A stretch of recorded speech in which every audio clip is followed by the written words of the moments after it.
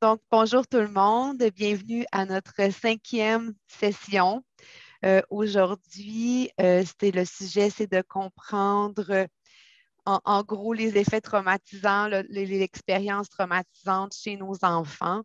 Je me présente Valérie Fortin, conseillère en adaptation scolaire au Conseil en éducation des Premières Nations et c'est vraiment un privilège que j'ai d'être avec vous tous ce soir et je suis en très belle compagnie de Madame Eva de Gostoni et Sarah Clairé. Euh, donc, comme je viens de le dire, les aspects techniques, on enregistre. Donc, après la suite, on va pouvoir le déposer sur le YouTube où toutes les informations ou toutes les vidéos précédentes se retrouvent aussi. Je le redis, je vous invite à venir avec nous à la rencontre de partage qui aura lieu jeudi prochain. Tout d'abord, avant de commencer, je vais vous demander aussi, c'est un sujet qui est difficile, mais qui est beau à la fois qu'on aborde ce soir parce qu'en fait, Eva et Sarah nous apportent un beau message d'espoir à travers cette rencontre. Donc, l'ouverture du cœur, d'accueillir qu'est-ce qui sera dit et aussi de voir comment, en tant qu'adulte, on peut se positionner pour nos tout-petits pour leur offrir le meilleur de nous-mêmes. Donc, sans plus tarder, je vous présente mes deux collègues. Sarah? Kwek Esnuichek, Sarah Clarin Tishinegashin, Mashtu Yachnuchin. Je suis conseillère à la réussite scolaire en langue et culture pour le CEPN. Également, maman, une femme qui se réapproprie sa langue difficilement, mais sûrement sa culture aussi. J'essaie de faire une pratique d'activité traditionnelle le plus souvent que je peux et également, je m'engage, je donne sens à mon travail dans des formations comme celle-ci où vraiment on cultive et on essaie de se réapproprier notre savoir-faire et notre savoir-être. Pour nous, les Premières Nations, on a encore des recettes qui sont gagnantes et qui font beaucoup de liens avec le contenu que Eva va vous présenter. Vous faites maintenant partie, puis maintenant que vous êtes là dans l'assistance, vous faites partie de cette formation-là aussi par les questions que vous pouvez poser, par votre participation également à la semaine prochaine. Donc, on est content de voir le groupe qui change et qui évolue. Et l'objectif est toujours de pouvoir répondre aux besoins des enfants, mais en travaillant sur nous également. Donc, c'est vraiment un plaisir et un honneur de faire partie de ce panel-là avec vous et avec Eva qui va se présenter également. Merci Sarah et Valérie. Alors, je suis Eva D'Agostini, psychologue scolaire de plusieurs années dans les écoles partout au Canada et même au Nord et même dans les communautés Premières Nations. Je suis formée par Dr. Neufeld sur une approche développementale et je m'intéresse aussi beaucoup sur les effets du traumatisme, particulièrement parmi nos enfants, nos jeunes, et comment ça peut se manifester avec leur comportement. Ce n'est pas un sujet facile à aborder parce que vous allez voir que vous allez reconnaître des vécus, soit de vous propres, de vos familles, de vos parents, et particulièrement dans les communautés Premières Nations où les jeunes étaient dans les pensionnats vraiment séparés de leur famille. Et puis, on va voir comment les effets de ça peuvent vraiment affecter. Et j'aimerais aussi vous assurer que ce n'est pas avec jugement, il n'y a aucun jugement dans qu'est-ce que je veux décrire et vous expliquer. Et on espère à la fin qu'on pourrait trouver un moyen pour aider les jeunes et même nous qui sont affectés par les traumatismes. Alors, je vais commencer avec le partage d'écran. Est-ce que ça va? Oui. OK, Eva, merci. merci. OK, parfait. Bon, alors, comprendre la vulnérabilité et les effets des expériences traumatisantes sur le développement des enfants. Et je vais essayer de vraiment tenir, tenir les petits particulièrement en tête quand je vais vous décrire des choses. Mais c'est exactement ça. On voit les comportements d'un élève, mais ce n'est pas toujours ce qu'il semble. Il faut vraiment aller un peu plus bas, en dessous, pour trouver la source du comportement.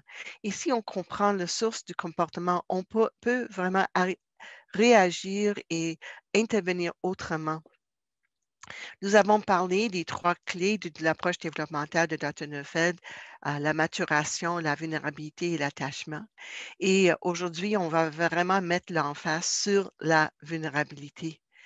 Et très, très important de comprendre que la croissance nécessite de la douceur et demande de la personne d'être vulnérable. Alors, la vulnérabilité, c'est une condition qui n'est pas facile à tolérer, mais essentielle pour le développement de nos enfants. Et j'aime bien ce photo-là, c'est avec Sarah. Sarah qui interagit avec une petite fille qui se rend vulnérable. Elle dépend de Sarah, que Sarah va en prendre soin d'elle. Tu vas être correct dans la situation. Et un enfant comme ça est vraiment quelqu'un qui, maintenant, a les conditions pour le développement. Mais lorsque le cerveau se sent trop vulnérable, nous avons des mécanismes en nous qui nous protègent. On les appelle des mécanismes de défense et maintenant, les neurosciences sont même capables de noter ces mécanismes qui sont là vraiment au niveau de notre cerveau.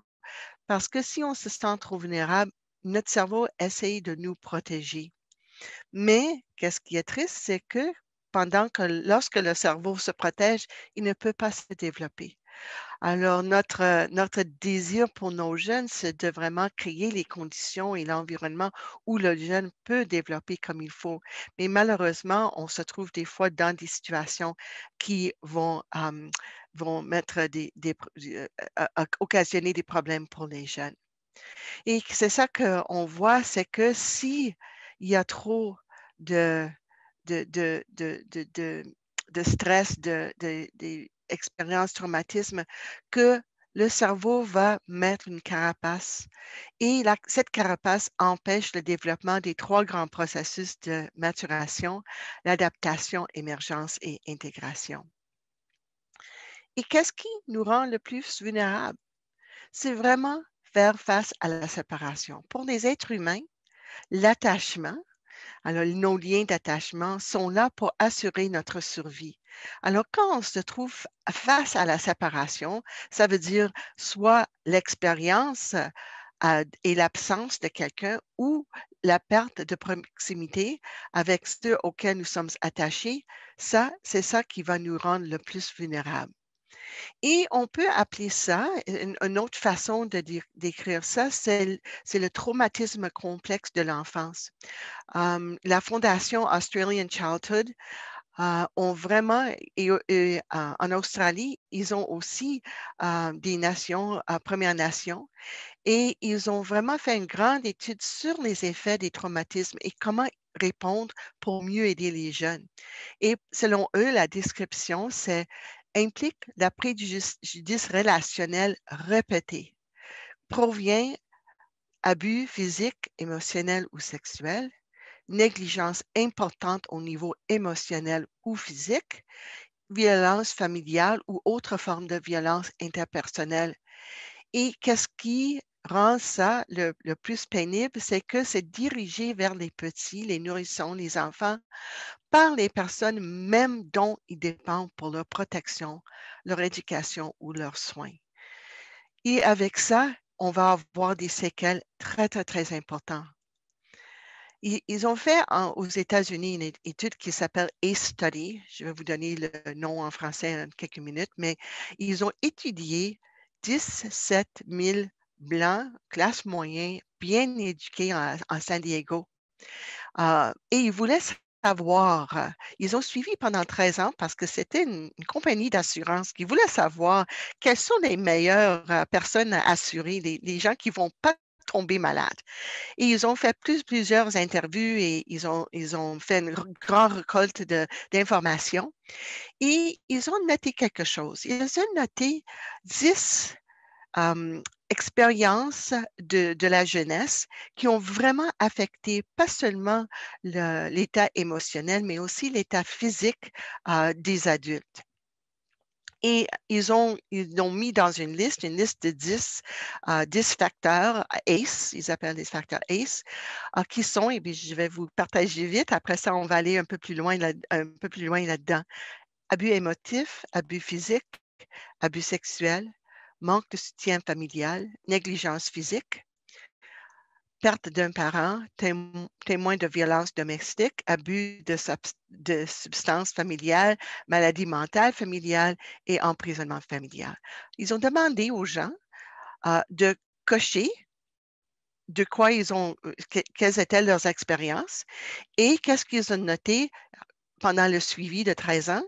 Ils ont noté qu'avec un résultat ACE de 4 ou plus, il y avait une possibilité au moins de maladies chroniques pulmonaires était augmentée de 390%. Alors, c'était quelque chose de physique. Même l'appétit était vraiment augmenté. Aussi la dépression et aussi le suicide.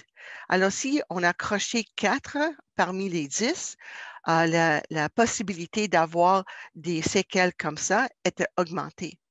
Si on avait un résultat de 6, maintenant, ils ont remarqué une énormément grande augmentation de la possibilité d'utiliser les drogues. Et avec un ACE de 10, les gens étaient souvent sans abri à la prison à la vie, ils faisaient le suicide. Puis les résultats, vraiment, ils meurent en moyenne 20 ans plus tôt que eux avec des résultats ACE plus bas. Alors, ils ont vraiment reconnu que les expériences de la petite enfance ont vraiment affecté la santé mentale et la santé physique. Alors, Adverse Childhood Experience, en français, ça veut dire les effets résultant des expériences négatives vécues durant l'enfance. On va aller un peu plus loin là-dedans. Abus émotif, ça peut venir de la part des parents, mais aussi des frères, des sœurs, d'autres personnes dans la vie de l'enfant. Ou ça se peut des abus physiques, encore une fois, par les parents ou peut-être les frères ou sœurs. Abus sexuels, manque de soutien familial. Alors, ça veut dire que peut-être il n'y avait pas vraiment d'abus, mais que quand l'enfant avait besoin de quelqu'un de prendre soin de lui supporter émotionnellement, etc., la famille n'était pas capable. Et encore une fois, je vais vous dire que ce n'est pas un manque de désir de la part de la plupart des familles, mais c'est vraiment un manque de capacité parce que souvent, qu'est-ce qu'on trouve dans les familles qui souffrent, qui sont en détresse, que les adultes aussi étaient affectés par exactement les mêmes circonstances. Alors, c'est vraiment quelque chose qui affecte les parents et les parents ont un effet sur les enfants. La négligence physique, perte d'un parent. La perte d'un parent pourrait venir de plusieurs parts, soit une séparation ou divorce, ou l'absence d'un parent, disons, un parent qui doit partir pour travailler, qui part pour aller dans un programme pour, euh, pour traiter l'abus des substances, l'alcoolisme ou quelque chose comme ça. Alors, ça se peut que de plusieurs fois, soit maman ou papa sont partis, mais sont partis d'une bonne raison, mais tout de même, selon l'enfant, c'est que c'est une absence des parents. Plusieurs beaux-parents. Un maman ou un papa monoparental, souvent très peut répondre aux besoins de ses enfants, mais on remarque que s'il y en a plusieurs chums qui vont et partent, ça peut affecter l'enfant aussi. La maladie, soit de l'adulte ou de l'enfant. Le mort, malheureusement, le décès d'une adulte, ça affecte. Adoption, parce que quand le bébé, avant la naissance, le bébé est lié avec la mère, avec sa voix et en adoption, l'enfant perd ce sens de la mère. Mais c'est pas que, encore une fois, on peut toujours travailler avec ça, mais c'est vraiment une perte qui est là. Témoin de violences domestiques, même si on n'était pas abusé physiquement, mais juste le fait que quelqu'un était abusé dans la famille et l'autre personne, l'adulte, n'était pas capable de l'arrêter, ça a un effet énorme. Abus de substances familiales et une maladie mentale familiale qui va rendre les adultes moins capables de prendre soin de leurs jeunes. Et l'emprisonnement familial, encore une fois, soit l'abus qui a occasionné ça ou le fait encore une absence. Il y en a d'autres effets aussi, d'autres situations qui pourraient venir hospitalisation fréquente, soit parents ou enfants. Et vous savez, dans certaines de vos communautés éloignées, ça se peut que même pour la naissance d'un bébé, il faut aller dans un autre centre, dans une autre communauté. Je me souviens, il y avait un petit garçon de 6 ans dans une de nos écoles qui était vraiment en grande détresse, avait plein de comportements difficiles. Et à un certain moment, on se demandait, mais qu'est-ce qui se passait chez lui? Mais sa mère était enceinte. Elle est partie pour aller dans la grande ville pour avoir son bébé. Et puis, elle avait avec elle des petits préscolaires. Alors, celui à 6 ans, tous ses frères et sœurs sont allés avec sa mère, mais sauf lui, il était resté avec grand-maman ou grand-papa. Il se sentait tellement seul. Et encore une fois, c'était pas par express, c'était la vraie vie qui était là, mais pour cet enfant-là, ça a vraiment lui affecté. Imagine à l'âge de 6 ans, avec plusieurs frères et sœurs, combien de fois il était séparé de sa mère. Le décès d'un frère ou une sœur affecte énormément la famille et affecte aussi l'enfant. Frères ou sœurs ayant des besoins spéciaux. J'ai dans ma famille une situation parmi mes cousins où ils avaient 2 enfants. La première c'était correct avec elle, mais le petit était diagnostiqué avec un spectre d'autisme, un jeune avec énormément de besoins. Et les parents voulaient vraiment prendre soin de lui, mais la petite, la grande sœur, elle avait aussi vécu des séquelles de ça, une grande alarme qui était en elle parce qu'elle voulait être toujours très, très bonne pour ses parents, mais en tout cas, ça a affecté sa santé mentale. Encore une fois, l'adoption qui peut affecter l'enfant, l'enfant qui est dans une famille d'accueil. Et il faut faire attention aussi parce que des fois, enfin, je me souviens d'un petit, il avait 4 ans et puis il est venu dans un programme, classe spécialisée, où il était avec nous et les gens ont dit: «Non, mais c'est excellent, il est dans une famille d'accueil excellent depuis 2 ans». Lui, il avait à ce moment-là 5 et demi. Et j'ai dit: «Oh, mais qu'est-ce qui se passait avant?» Parce qu'à 3 ans, il est entré dans cette famille d'accueil. «Oh oui, mais il était retiré de sa famille à l'âge de 18 mois et entre 18 mois et 3 ans, il est passé par 6 ou 7 familles d'accueil». Oh, OK. Énormément de séparation, énormément peut-être d'abus et cetera. Changement de multiples dans les soins parentaux ou tuteurs. Encore une fois, un enfant qui promène de famille en famille, ça va avoir un effet. Et aussi, si les parents sont vraiment en désaccord les uns avec les autres et où l'enfant se sent toujours déchiré entre les deux, ça va affecter l'enfant. Alors, qu'est-ce qu'on voit ici? C'est vraiment l'alarme de séparation. On a parlé déjà du fait que c'est très important pour nous, les êtres humains, d'approfondir nos attachements avec les racines d'attachement qui étaient présentées par Dr. Neufeld. Mais les racines aussi peuvent nous affecter et pas seulement euh, dans des stages du développement, mais ça se passe dans toutes nos vies. Pour nous, dans le moment, on est toutes en confinement, encore une fois. On est séparés par les sens de nos bien-aimés. On veut vraiment donner des câlins à nos petits-enfants, nos grands-enfants, mais on ne peut pas. Alors, juste le menace de ne pas être avec est énorme. Et imagine les enfants qui étaient envoyé en pensionnat à l'âge de 6 ans, ou peut-être moins, 3 ans, 4 ans. Ils n'avaient aucune capacité d'être avec leurs parents. Énormément une grande difficulté. De ne pas appartenir, faire partie d'une famille, d'une culture, d'une communauté. De ne pas être semblable. Et c'est encore une fois pourquoi l'adoption, des fois, cause des difficultés si l'enfant se sent différent. De ne pas être aimé, de ne pas compter, de ne pas être connu. Et juste le fait que les gens nous disent, je te comprends pas, j'ai aucune idée pourquoi tu fais des choses comme ça nous met dans un état d'alarme de séparation. Et qu'est-ce qui se passe quand nous sommes face à la séparation? Notre cerveau est activé pour résoudre et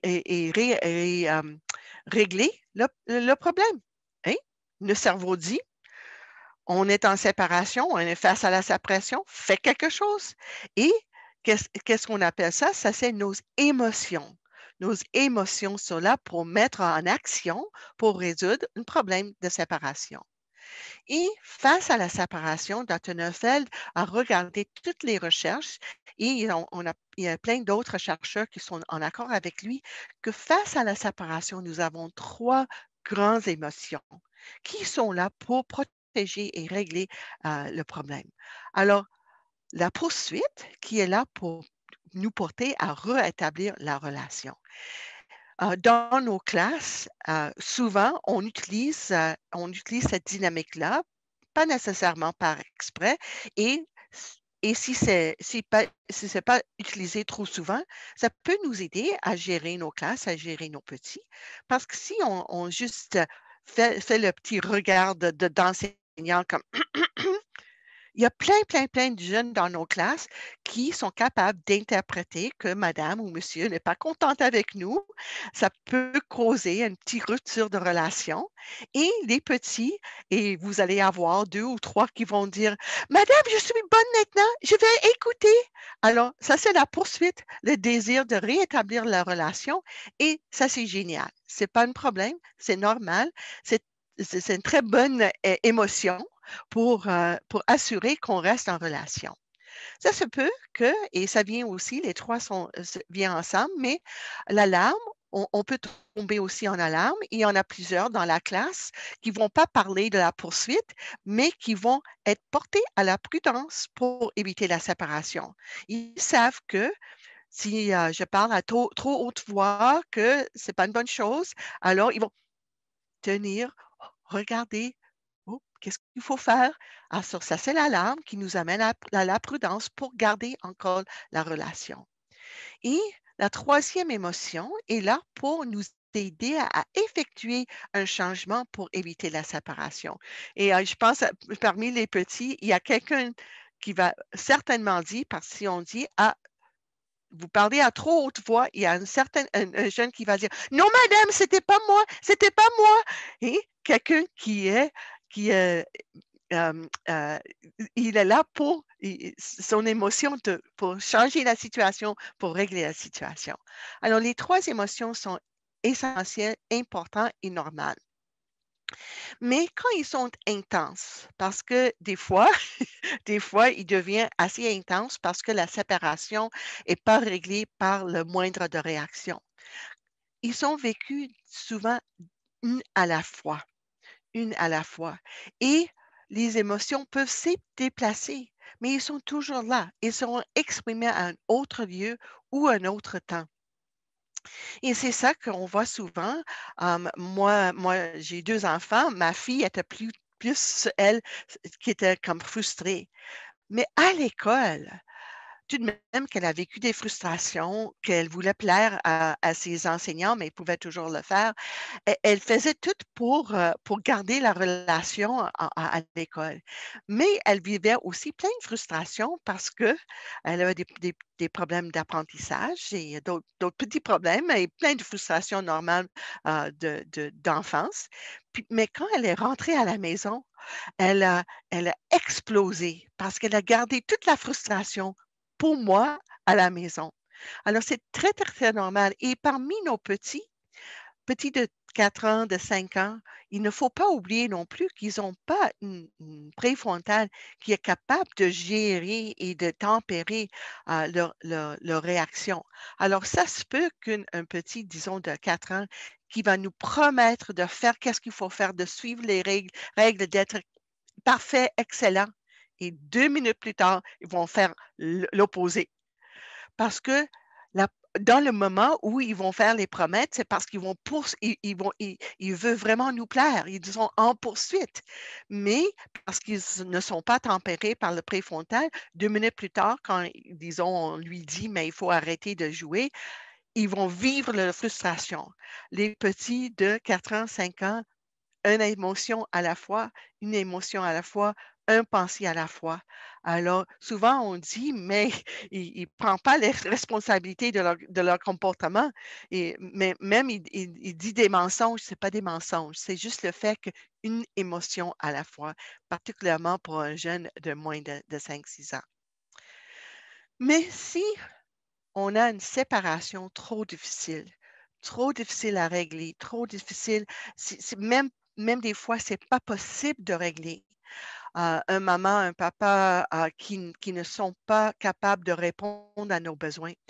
Maintenant, ça se peut que l'enfant tombe dans un des trois comme mécanisme de réussite, mais ce n'est pas un mécanisme qui va vraiment faire la chose, mais c'est comme un désir de régler quelque chose. Alors, on appelle ça la poursuite intensifiée et ça peut manifester en plusieurs comportements. Premièrement, je sais que vous avez des petits qui veulent toujours être le premier, toujours le premier, toujours le premier. Parce que pour eux autres, être le premier, ça veut dire j- on est reconnu, j'existe, je- euh, mais juste être le premier, ça ne règle pas le problème. Ou à la recherche constante de l'attention. Si les adultes ils me regardent, je ne vivrai pas la séparation. Des fois, ils vont même prendre des choses parce que la poursuite, ça pourrait être la poursuite envers des êtres humains, mais aussi envers les choses. Souvent, quand les gens ont référé un jeune qui volait des choses dans la classe, j'ai dit, qu'est-ce qui se passe dans son, dans sa famille, dans son monde d'attachement? Ah oui, souvent, il y avait énormément de difficultés. Alors, pour lui, aller chercher quelque chose, ça répondait à la désir de poursuivre, mais ça n'a pas réglé le problème pour lui. Posséder, souvent avec le TES ou la préposé, il ne laisse pas d'autres personnes à côté d'elle. Ou ça se peut aussi qu'on trouve des jeunes qui sont trop bons, trop bons. Et moi, je me souviens, il y en avait des enseignants qui m'ont dit: J'ai l'impression qu'il y a quelque chose ici. Elle est toujours trop bonne. Elle ne fait jamais des erreurs. Mais ça c'est parce que cet enfant est tombé en poursuite intensifiée par la perfection. On peut aussi, il y en a, et ça, c'est ici, on trouve très intéressant la variété entre les êtres humains. Il y en a d'autres personnes qui vont tomber plus facilement en alarme. Mais ça ne veut pas qu'on peut pas, on peut même tomber dans toutes les manifestations, mais on a souvent nos préférences comme être humain. Alors, l'alarme, ça veut dire que maintenant, on vit énormément d'anxiété et, plusieurs choses. On a aussi l'agitation et dans quelques moments, je vais vous montrer qu'est-ce qui se passe dans notre cerveau, dans nos corps. Mais on est rempli des produits chimiques qui sont là pour nous aider à régler le problème de séparation. Mais si on ne peut pas le régler, on est pris par les... Et alors, on est agité et même des fois, on est hyperactif. Et alors, ça démontre par la hyperactivité parce qu'on essaie de régler quelque chose qu'on ne peut pas régler. Et naturellement, avec ça, il vient des problèmes d'attention parce que le jeune est pris par qu'est-ce qui va assurer sa survie au lieu de faire attention à qu'est-ce qui se passe dans la classe aux consignes de l'enseignant. Un autre qui pourrait tomber en frustration, et avec mes 2 enfants, c'était plus ma fille qui est tombée en frustration, mon garçon qui était plus alarmé. Alors, lui, pour lui, c'était l'anxiété. La manifestation pour lui, c'était par l'anxiété. Un enfant qui prend la route de la frustration, c'est celui qui tombe souvent en crise, qui crie, qui frappe, qui donne des coups de pied. Alors, pour lui, s'il ne peut pas changer les circonstances, il va essayer d'attaquer, d'exprimer tout ce qu'il vit en lui. On peut aller encore un peu plus loin. Parce que face à la séparation, le cerveau essaie de gérer une situation où l'enfant se trouve et sent qu'il n'y a personne qui prend soin de lui. Alors, il peut tomber en réattachement défensif. Réattachement défensif, ça veut dire que j'attache à quelqu'un d'autre pour éviter la vulnérabilité qui vient avec l'attachement avec les adultes. Un enfant qui est en réattachement défensif a énormément de problèmes d'attention parce que maintenant, son attention n'est pas prise par les adultes, c'est pris par les pères. Parce qu'il veut être comme les pères, il veut être accepté par les pères. Alors souvent, il va imiter les pères pour être accepté par eux autres. Et pour ça, il va désobéir aux adultes parce qu'il veut être obéissant et faire partie du groupe. Et ça, on voit malheureusement souvent chez les petits. Des fois, c'est chez les petits, normalement, naturellement, tout un gang qui se tombe Mais des fois, on trouve un jeune qui veut jamais référer à nous. On ne peut pas arrêter ça, mais il est toujours influencé par les pères. Ça, on peut appeler un réattachement défensif. On peut aussi tomber en dominance défensive. La semaine dernière, on a parlé des enfants qui ont un complexe alpha et on peut appeler ça dominance défensive parce que cet enfant, il veut toujours dominer, dire aux jeunes, aux autres quoi faire, dire aux adultes quoi faire, refuser d'écouter les adultes et même peut passer à intimidation parce qu'il veut dominer pour se protéger.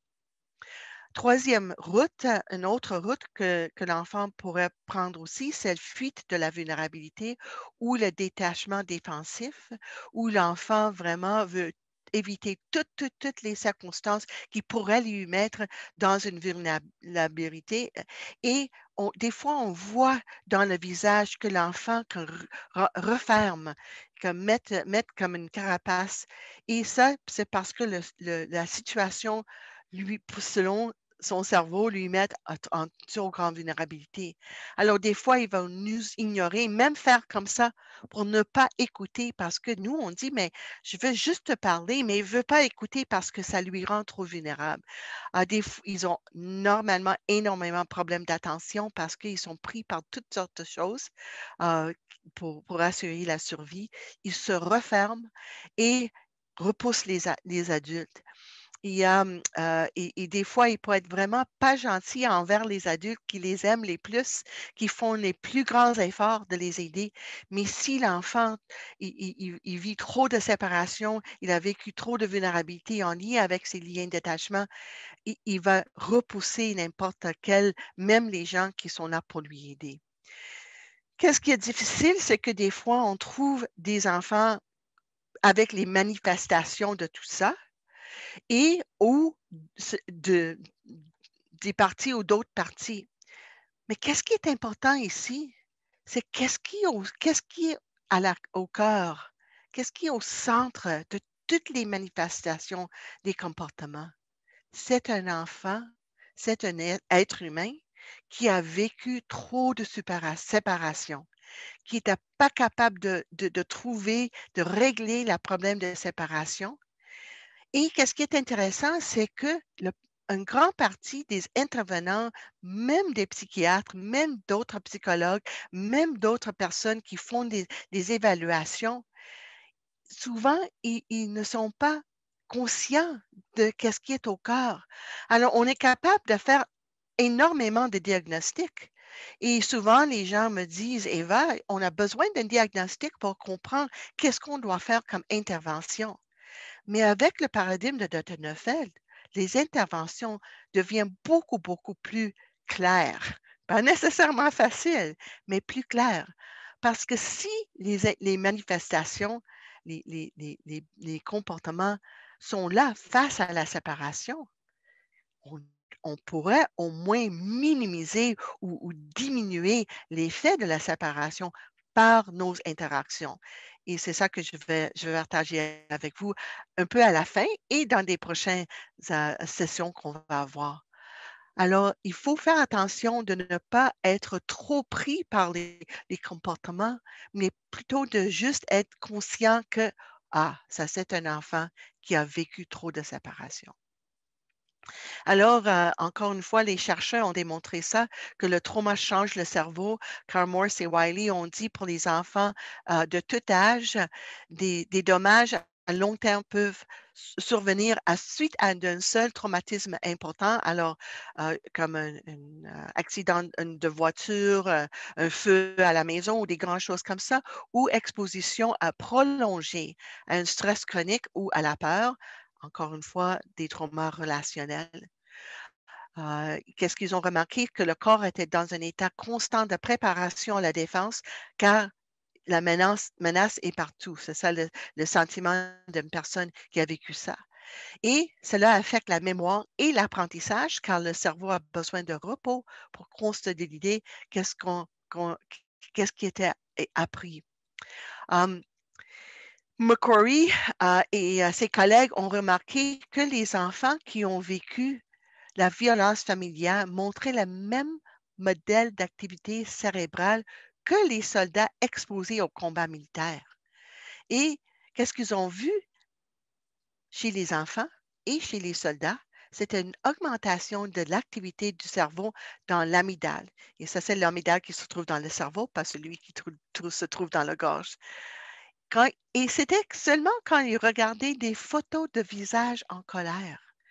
Et on sait que maintenant, on reconnaît le syndrome de stress post-traumatique chez les soldats. On sait qu'ils vivent des choses tellement difficiles, même juste si on claque une porte, ça se peut que le soldat va réagir comme si sa vie était en danger.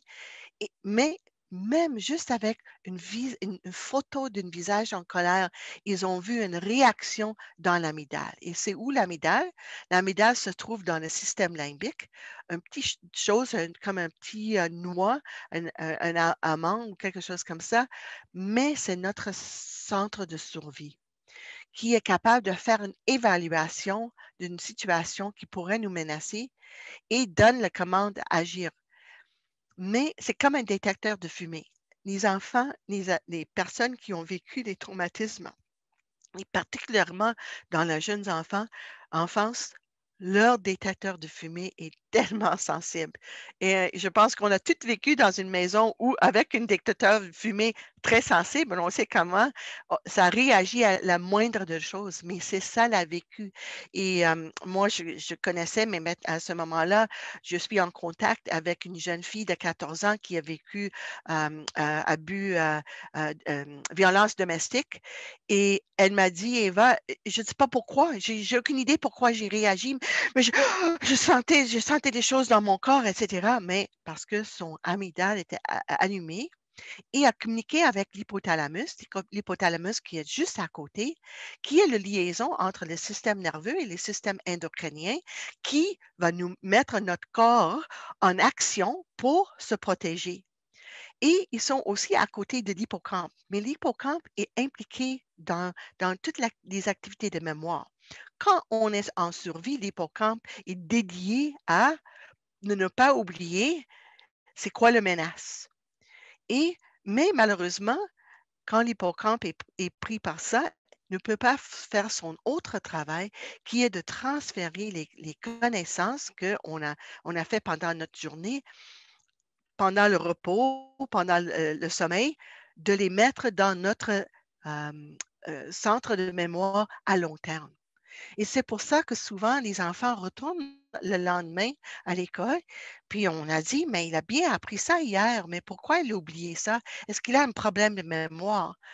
Oui, mais ce n'est pas un problème nécessairement d'apprentissage et de mémoire, mais un problème de le processus de mémoire ou les conditions essentielles pour aider l'enfant à retenir qu'est-ce qu'il a appris. Et quand l'hypothalamus donne le message au corps, le système nerveux sympathique est activé. Et maintenant, qu'est-ce qui augmente dans notre système? C'est le cortisol, l'adrénaline, noradrénaline, le hormone de croissance. Alors, et honnêtement, depuis 1 an, même nous, à cause de la pandémie, nos systèmes sont remplis avec les produits chimiques là aussi, parce qu'ils sont là pour nous aider à reconnaître et à noter des choses. Le noradrénaline qui est responsable de la concentration. Quand on fait une marche dans la rue, normalement, on remarque qu'il y a quelqu'un qui vient dans l'autre sens. Mais maintenant, notre cerveau dit, il y a quelqu'un qui est trop proche de nous. Il faut faire autrement. Mais c'est très fatigant quand on a trop des produits comme ça dans notre système. Et un enfant qui a vécu des traumatismes, des fois, il est bouleversé par tout ça.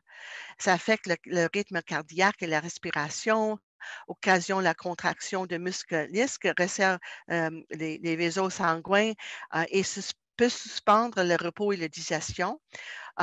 Pour certains d'entre nous, ça peut augmenter le désir de manger parce que le sucre va nous donner plus d'énergie, etc. Mais on sait, un enfant, je me souviens quand on a, dans notre classe spécialisée, on a toujours donné à manger aux enfants. Et ça faisait partie de nos pratiques d'attachement. Mais on avait certaines de nos jeunes qui disaient non, je n'ai pas envie de manger, pas faim, je suis pas faim. Puis on savait que lui était trop en défense, trop en action, il ne pouvait pas.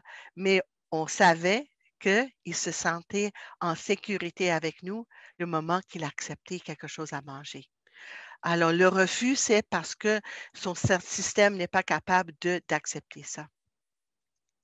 Alors, l'amygdale est allumée et c'est pour ça qu'on a le sens que le danger est partout, le danger est imminent. Et c'est pour ça aussi que des fois, on voit une escalade très vite. Souvent, les enseignants m'ont dit, mais Eva, j'ai juste lui demandé de faire telle et telle chose, enlever ses souliers. C'était pas grand-chose que j'ai demandé. J'ai même pas crié après lui. Mais selon un enfant, et encore une fois, j'avais des jeunes qui ont dit, mais madame, pourquoi tu as crié? L'adulte a dit, j'ai pas crié, mais juste le moindre de, hé, enlève les souliers. C'était assez pour lui, c'était interprété par son amygdale et l'escalade est allée d'un peu anxieux, sentiment d'être menacé, sentiment d'être terrorisé. Alors, il faut être sensible de certains entre nos jeunes, ils réagissent à la moindre de choses. Alors, ça occasionne une hypervigilance. L'attention est portée sur le non-verbal. Alors, ce n'est pas les mots, c'est le ton de voix. Et des fois, avec certaines de nos jeunes, il faut faire vraiment attention de la façon de parler, le ton de voix, même la posture. Souvent, je dis aux gens, quand l'enfant est dans une crise et il est vraiment dans un état de crise, nous, on doit essayer de démontrer une posture relaxe. Parce que si l'enfant sent que nous sommes c'est correct, on est relax. Tout de même que en dedans, on a oh, qu'est-ce que je vais faire? Cette posture-là dit à l'enfant, dit à l'amygdale de l'enfant, OK, cette personne est relax, il n'est pas une menace.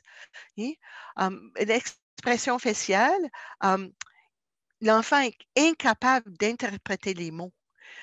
Il devient un être de sensation. Il est pris par ce qui se passe avec lui.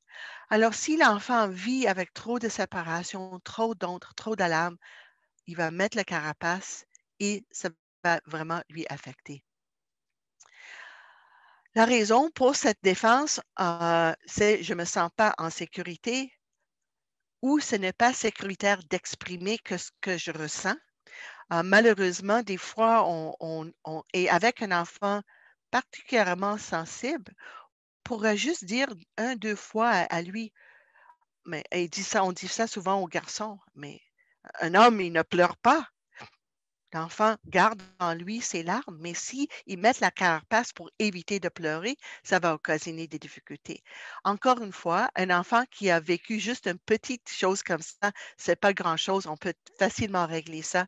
Mais un enfant qui a vécu souvent les gens qui ont dit non, tu n'as pas le droit d'être fâché, tu n'as pas le droit d'être comme si, tu n'as pas le droit d'avoir des émotions comme ça, la carapace il va mettre cette carapace. Il n'est pas sécuritaire de dépendre ou d'être vulnérable, ou le monde est bouleversant et il n'y a personne qui peut me protéger.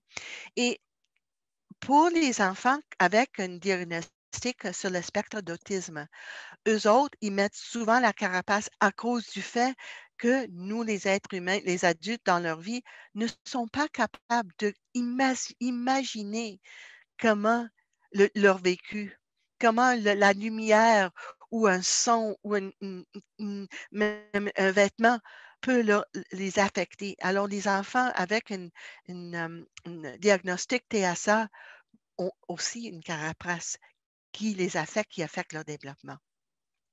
Et les effets, les séquelles de ça, c'est que l'enfant perd le sentiment de joie, de repos, de vulnérabilité. Et qu'est-ce qui est difficile, c'est on oublie que avec la carapace, on ne peut pas avoir des moments de joie parce que la carapace arrête toutes les émotions. Le retard de développement, une immaturité qui vient avec ça, moins de flexibilité dans des scénarios. L'enfant continue, non, mais j'ai besoin de quelque chose, j'ai besoin de ça, je ne peux pas choisir autrement. Ils ont aussi une perte d'empathie parce qu'ils sont en mode de autoprotection et ça peut causer d'autres interactions blessantes. Et maintenant, les adultes ne sont pas contents avec lui, mais lui, il dit, mais j'ai besoin de faire ça. Et qu'est-ce qui est difficile, c'est qu'un enfant qui était tellement blessé, souvent, il est capable de nous dire, on lui dit, mais tu as dit telle et telle chose pas gentille envers l'autre. Mais si l'autre dit ça envers toi, oui, oui, madame, j'aime pas ça. Mais est-ce que tu peux imaginer que ça peut blesser l'autre? Oui, non, mais c'est sa faute à lui. Oups, grand problème. Alors, à cause de ça, il y a une multitude de problématiques qu'on a déjà vues. Et il perd la capacité de récupérer, de rebondir, parce que dans un petit moment, on va voir que ça prend la vulnérabilité de accéder à la vulnérabilité qui va nous amener à l'adaptation. Et malheureusement aussi, un enfant qui n'est pas gentil avec les autres enfants, qui retourne un jour après l'autre et fait les mêmes choses qui blessent les autres, qui sont tellement difficiles à gérer, il pourrait aussi perdre les gens qui sont là, qui sont prédisposés à les aider. Alors, c'est vraiment triste pour un enfant qui mette une grande carapace comme ça. Alors, qu'est-ce qu'on voit chez les jeunes qui sont comme ça? Et encore une fois, je pense aux petits de 4 ans, 5 ans, 6 ans, 7 ans et même des plus âgés. Ils ont des problèmes d'attention parce que son attention est maintenant à ceux qui pourraient lui menacer, une menace potentielle, au lieu de prêter l'attention aux adultes. Agitation et hyperactivité à cause d'un système d'alarme hyper réactif. Refuse d'écouter des adultes parce que soit il se sent trop vulnérable ou il est attaché à ses pairs et oriente vers eux. Cherche l'attention, veut toujours être le premier, être trop bonne parce qu'il veut vraiment faire son mieux d'être digne, d'être aimé. Mais c'est comme une intensité qui est difficile à gérer. Il peut devenir autoritaire, intimidateur, refusant d'écouter parce qu'il doit être en charge de lui ou elle-même pour se protéger. Il frappe, il donne des coups de pied, il crie parce qu'il a trop de frustration extrême en lui et il ne peut pas accéder à ses larmes. Et il repousse les adultes, ignore, se referme parce qu'il se sentir bouleversé par une trop grande vulnérabilité. J'en suis certaine que déjà maintenant vous avez au moins un ou deux petits en tête qui démontrent les situations comme ça, mais peut-être on peut comprendre d'où ça vient. Et maintenant, on va regarder. Premièrement, ce que ne fonctionne pas, c'est raisonner, parler et parler particulièrement des conséquences. Parce que le jeune est vraiment en mode de survie. peut pas traiter le langage. L'accent est mis sur les mots-clés. Si on essaie de lui expliquer pourquoi il fait fondement, il peut pas nous entendre. Les mots, et des fois, les mots, il peut intensifier le douleur. Je me souviens un jeune où l'adulte était vraiment bienveillant. Le jeune jouait avec un petit camion d'un autre enfant pas supposé de jouer avec ça. Il était dans le couloir et puis trouvé ça. Puis la madame a dit, mais écoute-moi, j'ai un petit camion pour toi dans la classe. Tu peux remettre la tête. J'ai regardé le petit qui faisait comme ça. Il n'était pas capable d'entendre les mots. Hein. Il ressentait seulement une intensité et ils ont tellement peur d'entendre. J'en ai eu assez de toi. Alors, dans le moment, il faut faire autrement. Qu'est-ce qui fonctionne? Vraiment un changement de la façon dont les adultes voient le comportement de l'enfant. Et pas facile de faire ça. On appelle ça maintenant une réponse au traumatisme, mais ça nécessite un changement de notre part, la part des adultes. C'est nous qui devons changer la façon dont nous faisons nos interventions. De qu'est-ce qui est le problème avec cet enfant à qu'est-ce qu'il est arrivé dans la vie de cet enfant? Que pouvons-nous faire pour l'aider? Et souvent, les gens me disent, Eva, depuis lundi dernier, c'est impossible de lui gérer. Mais qu'est-ce qui s'est passé lundi dernier? Et avec le petit où maman est partie avec tous les autres enfants, parce que sa mère est partie. Lui, il a pensé, et puis imagine un petit de 6 ans. Maman a déjà 5 enfants, va voir sa 6e. Le message dont cette petite, je pense qu'il a dit, maman est en train de me remplacer. Elle va revenir avec un petit bébé mignon et c'est moi qui va tomber hors de la maison.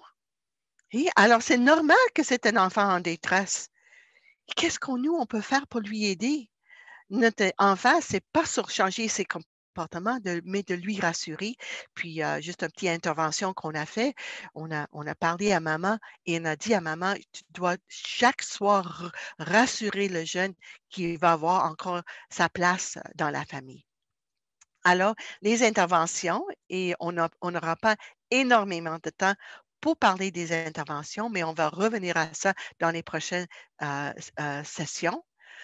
Favoriser l'attachement envers les adultes, compenser les effets de l'immaturité et du trauma, créer une communauté d'attachement parce que les enfants comme ça ne sont pas faciles à gérer et on doit le faire tout ensemble, minimiser l'effet des pères et permettre l'expression des émotions et la tristesse. Alors, créer vraiment un monde sécuritaire, protéger les relations enfants-adultes. Ne laissez pas le comportement divisé. C'est pas facile, mais on doit vraiment comprendre l'enfant ne fait pas ça par exprès et trouver toujours des moyens de rassurer l'enfant, même si la journée était difficile. Et on a parlé à l'autre fois de faire le pont avec l'enfant. Minimiser l'expérience de la séparation et à un certain moment dans les sessions, on va analyser quelques-uns de nos interventions qui sont souvent utilisées, mais pour un enfant traumatisé, c'est comme une source cachée de séparation. Alors, on va éviter certaines interventions avec eux autres. Et on va essayer de compenser les effets de traumatisme, offrir des options en cas de dépassement et on va essayer d'anticiper et prévenir des situations problématiques pour l'enfant.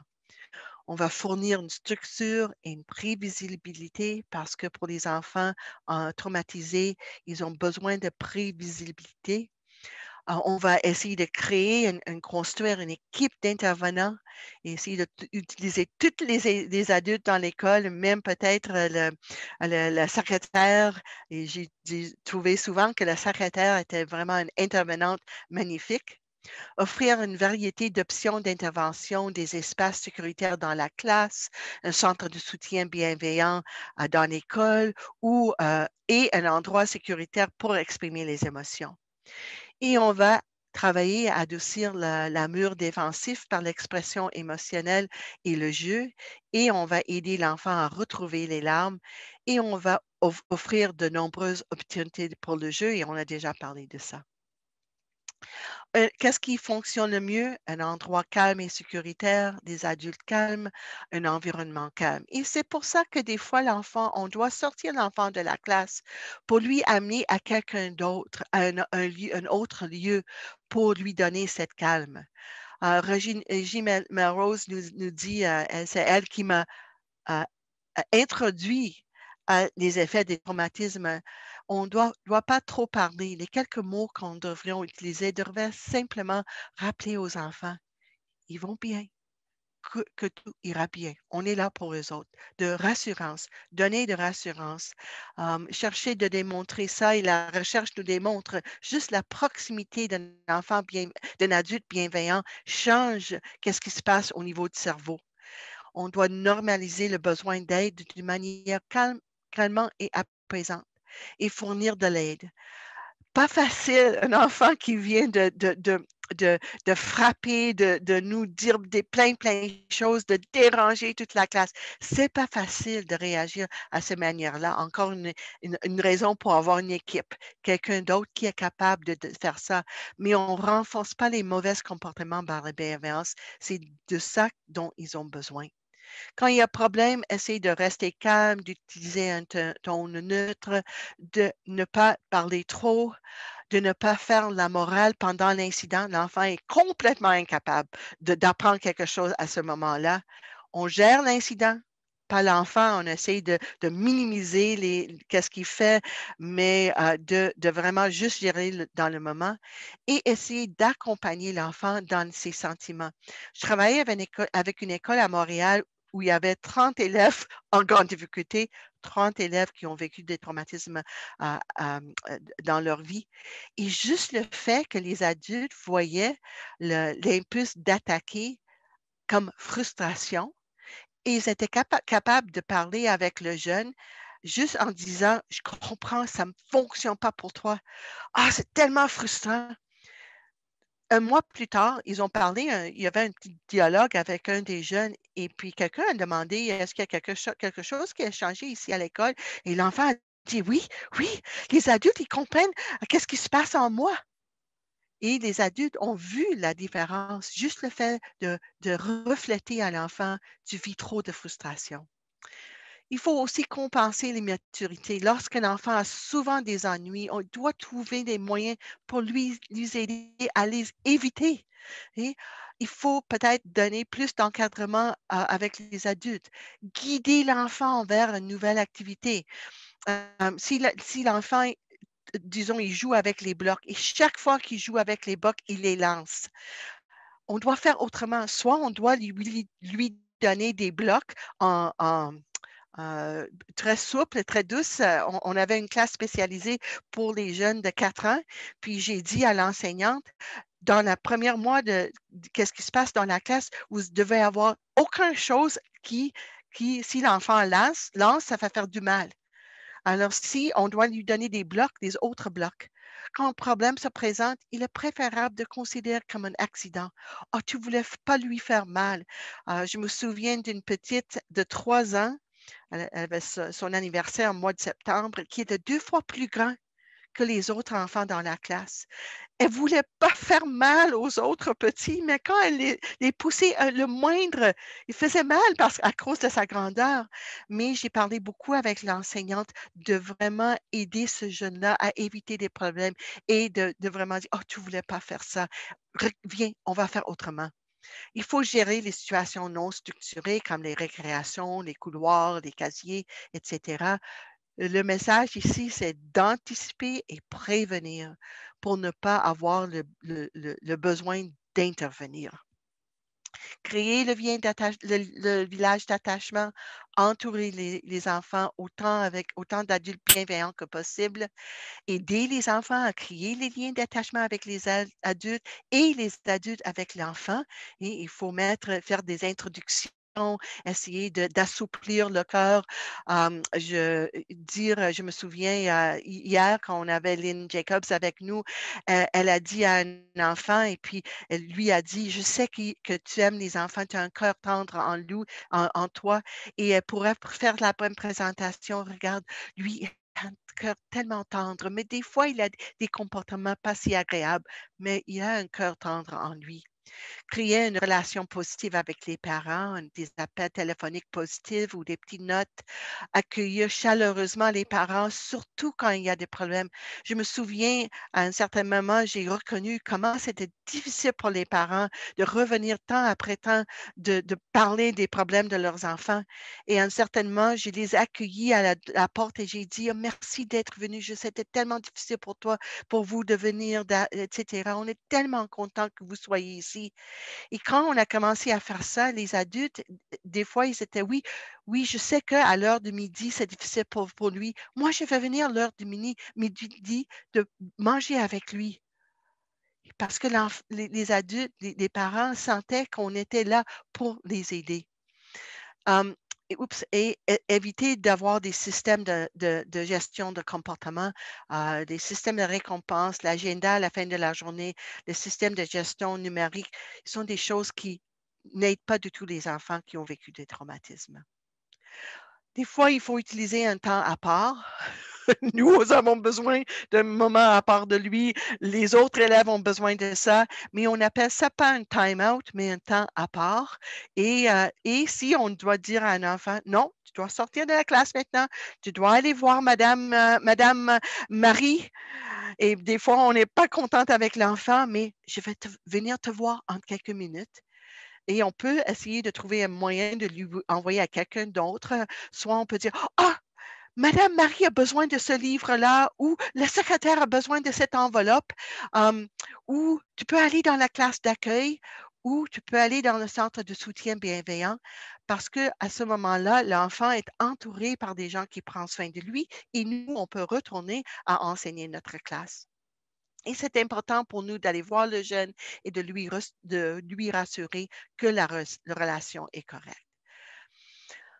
Non, mais la dernière chose que je veux partager avec vous, c'est de comprendre que tout de même que l'enfant, tout de même, nous les adultes, on se trouve en grande difficulté, il y a toujours une possibilité à rebondir. Parce que, oui, on sait que cette carapace occasionne énormément de problèmes, mais ça va prendre un assouplissement pour nous amener à l'adaptation et à la résilience. Et ce processus, on sait, c'est qu'on doit ressentir la tristesse de ce qui ne fonctionne pas, ce qui n'a pas fonctionné, les choses qui ne sont pas arrivées, qu'on ne pouvait pas changer. Et les larmes sont essentielles. Et c'est ça que j'ai remarqué quand j'ai vu un peu, je ne voyais pas autant de ça, mais on avait des moments de réconciliation avec les Premières Nations, les gens qui étaient dans des pensionnats.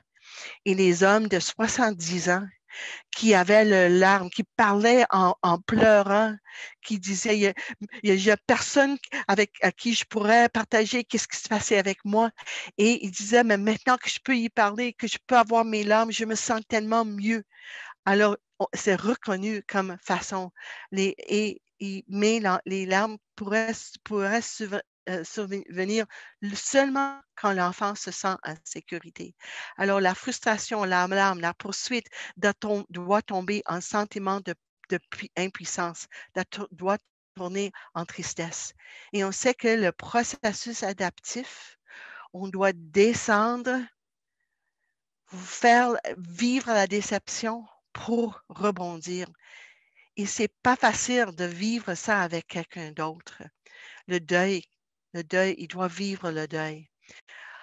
Ça exige un cœur tendre et un endroit sécuritaire pour pleurer. Un cœur tendre qui veut dire la capacité à tolérer la vulnérabilité. Et ça peut venir seulement s'il y a des adultes qui sont là pour nous mettre en sécurité. Et qu'est-ce qui est tellement intéressant, c'est que le moment qu'on est capable de créer cet environnement, des fois, on va trouver des enfants qui pleurent, qui vont nous regarder et commencer à pleurer. Alors, c'est exactement ça que moi, j'aimerais vraiment vous aider. Et moi, je pense qu'on doit avoir une personne dans nos écoles qui est la personne qui accueille les larmes, le doula, je ne sais pas si vous utilisez le mot en français, le doula des larmes. Hein. Mais comment on peut y arriver? Premièrement, il faut commencer par les émotions. La frustration, ça n'a pas fonctionné. L'alarme, oh, c'est tellement épeurant. La recherche, tu voulais tellement l'amour de cette personne. Et on doit refléter l'intensité de l'émotion. Imagine on est rempli de frustration et quelqu'un nous dit, oh, je vois que tu es tellement frustré.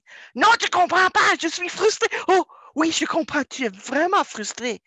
Mais qu'est-ce qui est... Oh, tu as tellement peur. Mais, mais les gens m'ont dit, ben Eva, si tu dis tu as tellement peur, ça ne va pas augmenter l'anxiété. Non, si on prend la troisième étape, de guider subtilement vers la tristesse. C'est ça exactement ça que j'ai fait avec ma fille qui m'appelait au téléphone. Maman, j'ai tellement fâché contre deux. Et elle a dit plein de choses avec quoi j'étais pas du tout d'accord. Mais quand j'ai bien compris ça, j'étais capable de dire, oh, tu es tellement frustré, tu as tellement travaillé fort pour faire telle et telle chose. Oh, c'est pas facile quand on travaille si fort. Et j'ai vu vite qu'elle est tombée en larmes.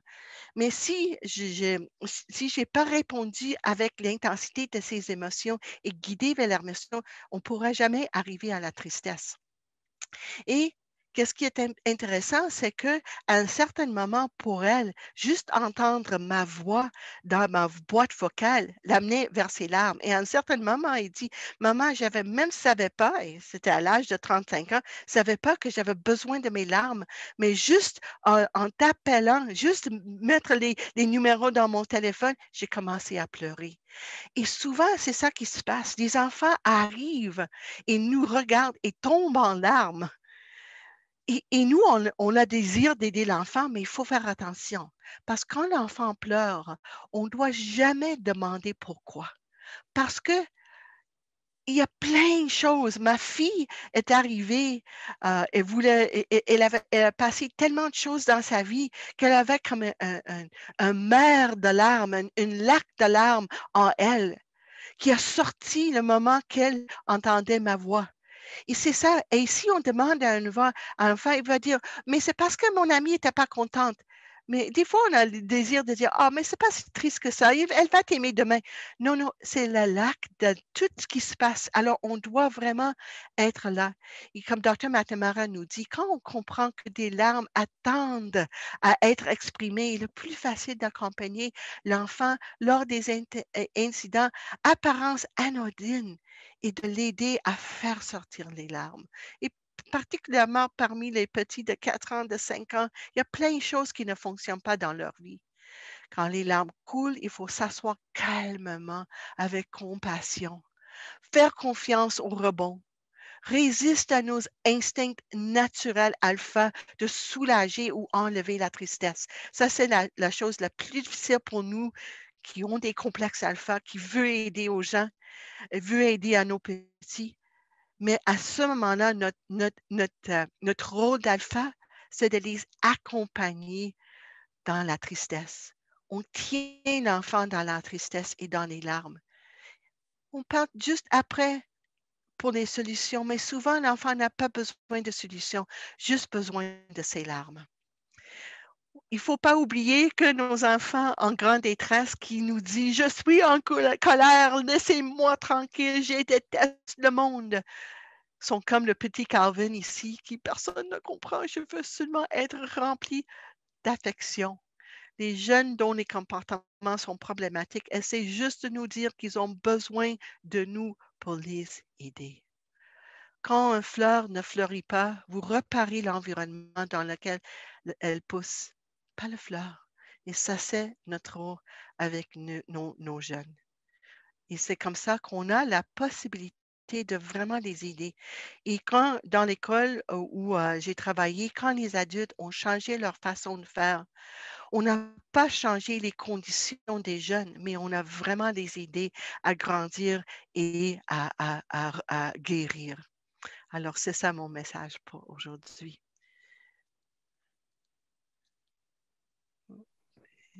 C'est ça. Quelques minutes pour des questions ou des commentaires. On peut faire rentrer Mary Coon qui est assistée à la présentation dans la chambre des participants. Eva, moi, j'aimerais ajouter des petites choses. On en avait parlé un peu hier à la session en anglais. C'était que dans nos communautés et avant, dans nos cérémonies, dans nos façons de faire, on avait des mécanismes semblables. Bien sûr, on ne comprenait pas tout ce qui se passait dans le cerveau, mais on avait observé qu'il y a des choses qui fonctionnaient et c'était par exemple par des cérémonies comme des cercles de partage, par des tentes de sudation, les sweat lodges, qu'on avait cet endroit sécurisant et cette personne aussi, ces personnes pour avoir notre cœur tendre et pour pouvoir avoir nos larmes et pour guérir. Donc ça, je trouve que c'est quelque chose qu'on doit rappeler que c'était présent là. Également, tu as parlé de Lynn Jacob. Je voulais juste faire un petit point d'information. Lynn Jacob est une éducatrice à Ganawagé dans une école qu'on appelle la salle des émotions. Cette classe-là, c'est plein d'histoires magnifiques qui se passent là. C'est les enfants en fait qui fonctionnent plus bien dans leur classe ou encore on entend souvent, on attache des étiquettes problèmes de violence, comportement difficile. Donc, on a plein de choses comme ça. Donc, ils arrivent avec une histoire triste et on les accueille. Lynn les accueille, elle les écoute, elle prend le temps de mettre les moyens qu'elle juge être les bons, que parfois aussi les enfants ont besoin. Donc, elle va répondre à leurs besoins dans le moment et puis ils repartent avec des histoires heureuses. Donc, on voit vraiment que ça fonctionne pour elle de prendre ce temps-là, mais il faut prendre le temps. Ce n'est pas une histoire de quick fix qu'on appelle. Là. Ça doit prendre ce temps-là de guérison, de prendre le temps de comprendre qu'est-ce qui se passe dans la tête, dans le cœur, de vécu de ces petits-enfants-là. Euh, donc, c'est là l'espoir, je trouve, dans ce que tu amènes, Eva, c'est qu'on est une partie de la solution, une grande partie en tant qu'adulte de la solution. Et si vous êtes comme moi, cette section-là, parce que j'ai des traumas aussi, j'ai un père qui a été dans des pensionnats et tout ça. Donc, le cœur de pierre, je l'ai vu, je l'ai vécu, je l'ai eu. Et je travaille là-dessus pour changer les choses, pour élever des enfants forts et fiers, pour pouvoir briser ce cycle-là dans ma famille, avec les enfants avec qui je travaille, je collabore et avec vous. Hein, parce que le programme de formation, il s'appelle Grandir ensemble. Donc, c'est avec vous aussi qu'on veut faire en sorte qu'on va élever des enfants forts et fiers, des enfants qui vont être sécures, des enfants qui vont être bien émotionnellement. Et si vous avez eu un parcours qui était difficile, aujourd'hui, ce que je veux vous envoyer, c'est de la compassion. Je veux vous dire que c'est normal si ça a réveillé des émotions et d'être doux envers vous. Je veux vous envoyer du pardon pour vous, votre famille ou les émotions que ça le fait naître. C'est normal. Ça fait partie du processus, mais au moins aujourd'hui, on a des éléments de solution pour changer tout ça. Donc, et c'était là dans le passé aussi. Nos aînés avaient de bonnes méthodes. Ils savaient être en relation. Ils savaient être présents. Ils étaient présents les uns pour les autres. C'est cette communauté-là d'attachement et de relation, nos tantes, nos oncles, qui étaient présents aussi dans nos familles. Et ça, c'est un point fort pour bâtir. On peut recréer ces petites communautés-là dans nos écoles, comme le fait Lynn. Elle n'est pas tout seule à s'occuper de ces enfants-là. Donc, je pense que si on est plusieurs à voir et comprendre qu'est-ce qui se passe dans la vie, dans le cœur de ces enfants-là, peut-être qu'on sera plusieurs à pouvoir mieux intervenir et les entourer d'amour et des soins qu'ils ont besoin pour continuer de grandir. Et je passerai la parole peut-être à Mary, savoir qu'est-ce qu'elle a pensé de cette formation, qui a toujours des bons mots pour nous, là, ceux qui sont là pour la première fois aujourd'hui. Mary est remplie d'une belle sagesse et de beaux enseignements. Et je pense qu'elle apprend avec nous aussi également. Quoi, Mary? Oui. Oui. Tu m'attends-tu? Oui? OK. Euh, Oui, ça apprend beaucoup avec vous autres. Puis, je n'ai pas appris encore avec la technologie. Oui, mais j'ai réussi d'embarquer. Euh, c'est très intéressant pour moi, cette partie-là, parce que je travaille avec des survivants des pensionnats. Puis aussi, j'étais famille d'accueil. Euh, puis,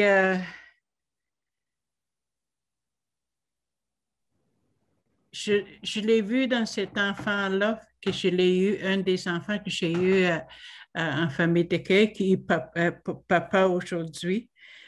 Son frustration qu'il a mis sur moi. Mais le fait que moi, j'étais pensionnaire, puis je connais cette frustration-là, ce n'était pas envers moi qui était adressé. Puis, en faisant des choses, elle me donnait des coups de pied. J'étais rendue, j'avais des bleus sur les cuisses des fois quand j'ai essayé de parler avec, mais je n'ai jamais perdu patient avec lui parce que je le comprenais. Puis, à un moment donné, en faisant des activités, j'ai invité pour faire le banné, les patates. Puis, il me disait des petites choses. Il me disait, je connaissais la famille. Il me disait, maman, il n'a jamais fait ça avec moi. Ils ne m'ont jamais amené à la pêche. Puis là, j'ai dit, ah oui, je comprends. Puis là, à un moment donné, j'ai tout ressemblé à ce qu'il m'avait dit. J'ai dit, tu sais que tout ce que tu me dis là, je comprends maintenant. Puis je te crois. Puis là, il me regarde. Elle dit, pourquoi? Tu me crois? Tu me crois? J'ai dit, oui, je te crois. Puis, c'était plus facile pour que j'intervienne avec les services sociaux. Il faut que j'intervienne avec lui à l'école parce qu'il y avait un comportement qui n'était pas acceptable envers les autres enfants. Puis je l'avais dit un jour, tu sais, moi, je t'abandonnerai pas jusqu'à temps que tes parents ne sont pas guéris. Puis le moment que tes parents vont être guéris, ça va être autre chose que tu vas le vivre. Puis c'est ça qui est arrivé. Il avait retourné avec ses parents. Puis à un moment donné, à l'école, il y avait eu, il donnait les enfants des arbres pour planter. Puis il m'avait amené, je l'avais pu avec moi, il avait retourné avec ses parents. Il avait amené cet arbre-là, puis il avait planté en arrière. Non, il était là ici encore. Puis à un moment donné, l'arbre a poussé. Puis je l'avais dit à mon fils, tu diras qu'il vient chercher son arbre parce qu'il n'est pas assez gros pour qu'on va déraciner, puis il peut mettre dans l'arrêt de chez eux. Un couple de jours après, mon fils arrive et il me dit, ah, il t'a dit, je veux laisser mon arbre là, je veux me rappeler, c'est là que j'étais bien. C'était quelque chose. Puis je le sais aujourd'hui, est bien avec ses parents qui ont compris aussi de où ils venaient, pourquoi ils s'étaient rendus qu'ils ont transmis cette peur-là, de peur d'être parents, puis ils ont fait tout croche. Puis de faire aussi dans la consommation. Là, aujourd'hui, ce petit gars-là est bien. Vraiment, il est papa aujourd'hui. Je ne l'ai pas vu encore, le petit bébé, parce qu'on est en confinement. Mais il nous avait annoncé qu'il y avait son petit bébé. Wow. Puis je trouve qu'est-ce que vous faites, la formation que vous faites avec les personnes qui vont travailler en première ligne avec ces enfants-là dans le développement de l'enfant. Qu'on a dans le droit de vivre cette frustration-là, qu'on a dans le droit d'exprimer ce qu'ils vivent, tout ça. Ça va l'empêcher de vivre des grosses affaires dans leur vie, de vivre qu'est-ce que les autres y ont vécu, monde qui n'ont pas guéri cet abandon-là, le sentiment d'abandonner, le sentiment d'être rejeté, le sentiment de ne pas être à l'auteur et pas être aimé. Je vais l'empêcher qu'ils traînent ça avec eux. Puis, je trouve qu'avec toutes les ressources qui sont comme formées aujourd'hui, ça brise des cercles vicieux-là qui n'entraînent pas cette victimisation longtemps. Parce qu'il faut que ça commence avec les jeunes. Tu sais. Les autres sont plus qui n'ont pas appris à gérer tout ça, ils traînent ça longtemps. Puis ils traînent ça trop longtemps avec leurs enfants, leurs petits-enfants. Puis je trouve dans une famille élargie où qui a eu la guérison, où qui a eu une prise en contrôle de soi, de faire des choix, des bons choix, d'être heureux. Ces enfants-là, même s'ils ont un sentiment d'être abandonné ou rejeté, ils peuvent y aller vers les grands-parents. Parce que c'est ça, les grands-parents, ils font comme une connexion de cette séparation parce qu'ils ne sont pas en position d'autorité. Ils sont en position d'éduquer l'enfant, d'aimer l'enfant sans condition, plein de choses. Puis, moi, quand mes enfants étaient dans cette souffrance-là, je disais, ah ouais, moi, les enfants, c'est quand ils vivaient les séparations, ah ouais, moi, les enfants, ils vont vivre, faire quelque chose à la fin de semaine avec eux. C'est comme donner une répit. Puis là, je l'explique, quand des petites choses, il disait, je n'allais pas gratter ce qu'il vivait. Je laissais l'attendre, les autres, ils me disent, ouais, papa est parti. Ah oui, il est parti où? Puis là, ils me disent, oui, il ne viendra plus à la maison. Hein? Oui, je le sais. Puis, comment tu te... C'est pas à toi. Il n'est pas séparé de toi, il est séparé de maman. Tu sais, c'est plein de choses qui... Ah oui, pourquoi? Je ne sais pas. Même si je le sais, je ne sais pas. Mais je trouve que c'est cette partie-là que j'aime parce que tout le temps, je travaille dans le dramatisme. Puis j'aime que... Il me semble que cette formation-là, ça, pour moi, là, ça va briser le cercle vicieux. Cercle vicieux parce qu'on prend le temps avec l'enfant. On prend le temps de donner sa place ou pleurer, comme tu dis. Tu sais, un enfant ou une adulte, elle doit vivre les émotions avant d'être capable de mettre un ordre, comprendre ce qui se passe, pourquoi il agit de même. C'est là qu'elle peut amener des changements. Ouais. Merci. C'est ça que je voulais dire. Mais merci. Excuse-moi pour la retard. C'était parfait. Merci beaucoup parce que c'est ça qu'on voulait, mais c'est très important d'avoir la rassurance qu'on est sur la bonne route et ça fait du sens et c'est quelque chose que vous faites déjà, c'est possible. La possibilité est là, il y a beaucoup d'espoir dans une situation qui est vraiment pénible, horriblement pénible, mais il y a aussi beaucoup d'espoir. Oui, et c'est ça que j'ai vu. Tout à fait au début de ma carrière, il y a 40 ans, j'ai travaillé dans les Premières Nations au nord de Saskatchewan et on n'avait aucune idée qu'est-ce qui se passait dans les pensionnats. On n'avait aucune idée, honnêtement. Et puis, il y a des gens qui m'ont dit, je m'excuse, mais ils m'ont dit des choses comme, oh, ils ne seront jamais capables de.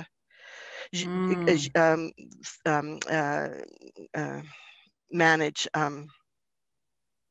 Gérer. De gérer leur système d'éducation. Et qu'est-ce que moi je fais maintenant? Je travaille pour un système d'éducation qui, je pense, des fois, est beaucoup mieux que ce que trouve dans les villes, les grandes villes. Parce que vous êtes en train de rattraper des valeurs énormes de communauté. Et alors, pour moi, qu'est-ce que j'ai vu, ça me donne énormément d'espoir.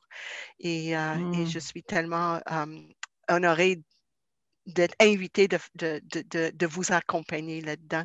Mais à un certain moment, vous allez aller beaucoup plus loin avec tout ce que vous connaissez et toutes vos connaissances et vos façons de faire. Mhm. Great. J'aurais le goût de vous dire vraiment merci beaucoup. Je pourrais vous entendre parler encore longtemps et j'ai l'impression qu'il y a beaucoup de participants qui veulent en savoir davantage. Je dirais Eva et Sarah et Mary qui a vraiment eu des gens là, que ça l'interpelle. Je dirais que c'est vraiment un point tournant aussi, cette formation-là, évidemment.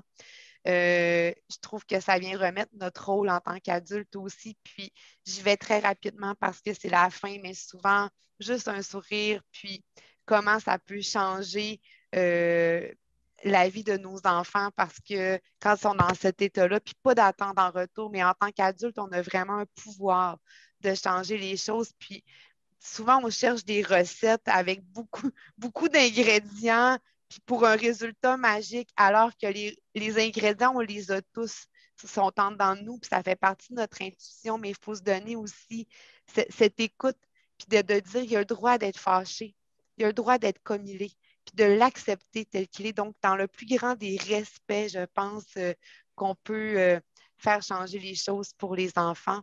J'ai eu aussi des questions concernant la classe, la salle des émotions.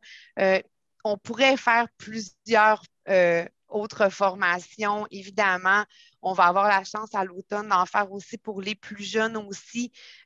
J'ai mis un sondage que ça faisait longtemps que je n'avais pas remis sur les formations. Certains ont rempli.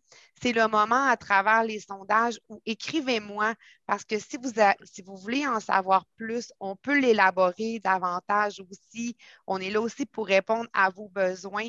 Et si vous voulez en savoir comment on met sur pied un centre bienveillant, comment on met sur pied une salle des émotions, comment on met ce système, en fait, qui, pour moi, fait partie d'une communauté d'attachement où les adultes viennent entourer nos enfants, mais on est là pour vous aider aussi à les mettre sur pied puis à offrir ce qu'il faudra. Donc, écrivez-moi Vive Fortin. Je vais le réécrire là, peut-être s'il est pas, si on ne le voit plus. fnec.com et ça nous fera plaisir ça va me faire plaisir de vous répondre le plus rapidement possible. Donc, je vous dirais aussi un rendez-vous à ne pas manquer étant donné que vous avez été très nombreux ici, puis j'imagine là, qu'il y a des choses que vous avez vécues, réfléchies, puis ça va continuer là, son chemin. On a semé des graines, puis ça va poursuivre. Donc, jeudi prochain avec Mary, Sarah et Eva, à la rencontre de partage. Donc, ça va être votre temps de nourrir ce moment-là aussi de par vos réflexions ou d'écouter les autres. Donc, jeudi prochain à 15h30. Oui, et puis on va continuer avec nos sessions les jeudis. Toujours, Exactement. oui. Et puis l'autre chose, je ne sais pas si vous voulez mentionner le fait que Denise Findlay, est-ce que... Non, c'est pas dans le même événement, Eva. Ben, c'est pas le même, OK. Mais par contre, on aurait on va faire le... Oui. OK. C'est ça, c'est deux choses différentes. En fait, c'est pour les gens qui travaillent pour le CEPN qui peuvent avoir accès. OK. Mais on va inviter Mary. Bon, alors... je vous souhaite une belle soirée. Tienes que maintenant. Miigwech. Miigwech.